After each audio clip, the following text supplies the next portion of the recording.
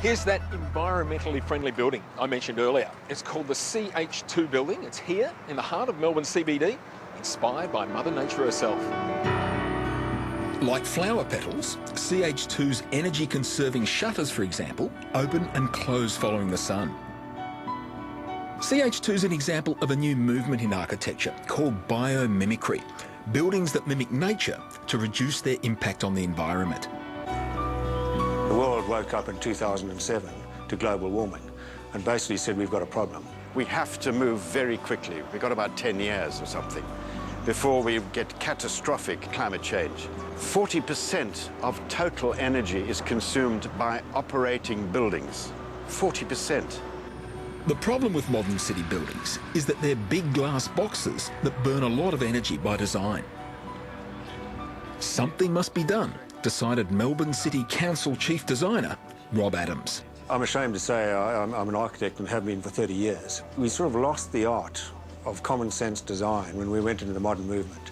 We had the ability of new technology, air conditioning, and we could go for these groovy glass boxes that were slick, and we sold them to ourselves as well as our clients.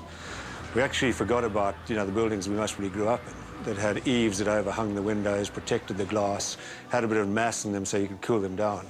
We're relearning our profession. Rob decided to employ alternative architect Mick Pierce. For the last 3 decades, Mick's been designing buildings in Africa and has developed a new design philosophy.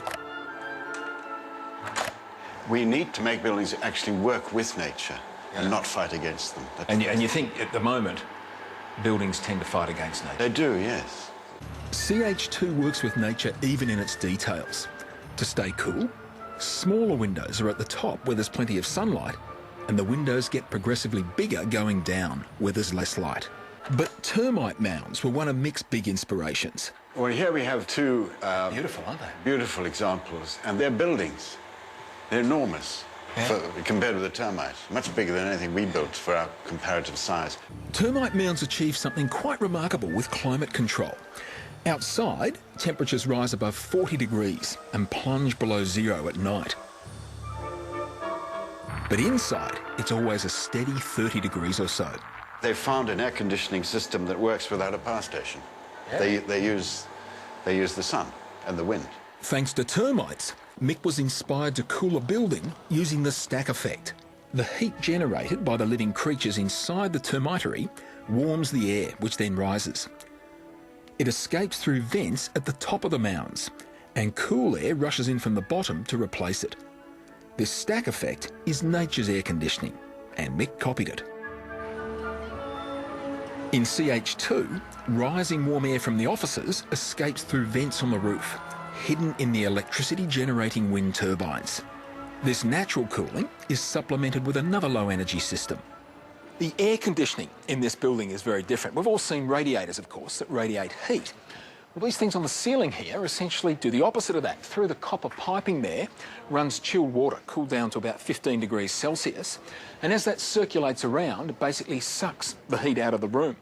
The other part of the cooling system are these concrete slabs curved across the ceiling. Now, they're curved to maximise the surface area. The concrete's cool down at night, so during the day it also absorbs the room's heat. It's a very simple concept. The concrete's cooled by simply opening the windows at night, automatically. We can open the windows for 4 hours of a night, and the shift in temperature between day and night time will save us 15 to 20% of the energy. That is the most important thing. You could do that tomorrow in any new design. These peculiar tubes are to help cool water for the air conditioning. Water is sprayed from the top, and by the time it reaches the bottom, evaporation's chilled it by several degrees. In Africa, some termites dig down to the water table and bring up mud. By building wet mud into their mounds, they're installing evaporative cooling. CH2 also has evaporative cooling from, well, another underground water supply. It's down to the basement, where it's not groundwater the building taps, but sewage. So we're going right into the sewer, and we're tapping water from the main sewer. So you're not recycling the building's sewage, you're getting it out of Melbourne sewer? Straight out of Melbourne sewer. The reason for that is, our water goes into that sewer anyway. Yeah. But we need a mixture. You know, and we're now getting into quality of sewage, huh? Tell me about it. No one has done this before. There are 3 stages of filtering, and the result is cleaner than tap water. Although it's not used for drinking, it's for flushing toilets, and like the termites, for a backup evaporative air conditioning system. Also in the basement is the way they cool the water used in those cold radiators. The system they use to chill the water for the air conditioning is ingenious. They've got 3 giant tanks like this filled with 10,000 stainless steel balls. Here's one of the balls. They're normally sealed, but inside is a special substance. They wouldn't tell me what it was, a trade secret apparently, but it's some sort of mixture of salts that freezes at 15 degrees Celsius, not 0 like water ice. That means these balls are very easy to freeze. They require a very small amount of energy. So, on a hot day, water is flushed through the tanks. As the balls melt, they chill the water, and that's used in the air conditioning system. This system's even been designed to take advantage of Melbourne's fickle weather, where hot days are invariably followed by cold. The cold snaps bring in plentiful cool air to freeze the balls, so they're ready for the next warm spell. G'day, Craig. How are you going? It's David. The council's proud of the air quality in CH2. Air's not recycled, a fresh lot comes in every half hour, and that will lead to health benefits, predicts Rob. If you sneezed at me now, it would just rise and it would go over my head. In a conventional building, it would be blown down, circulated around, everybody would benefit from it, and then they'd recirculate that air again, only giving you maybe 10 to 15% fresh air. The building's occupants certainly seem to appreciate working here. Oh, this building is like a breath of fresh air compared to where we were before, where I was always sneezing.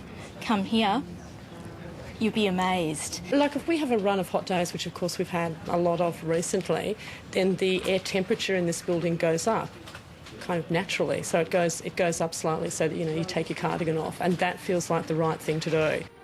CH2 is certainly much easier on the environment. It uses only 15% of the energy of a regular building and 30% of the water. I think we can take our cities to sustainability and also create places that people really enjoy living in. And that just almost gives me a shiver down the spine when you think, you know, people won't say you're looking back to traditional cities. They'll basically be saying you're looking forward to future sustainable cities. And that's a huge challenge.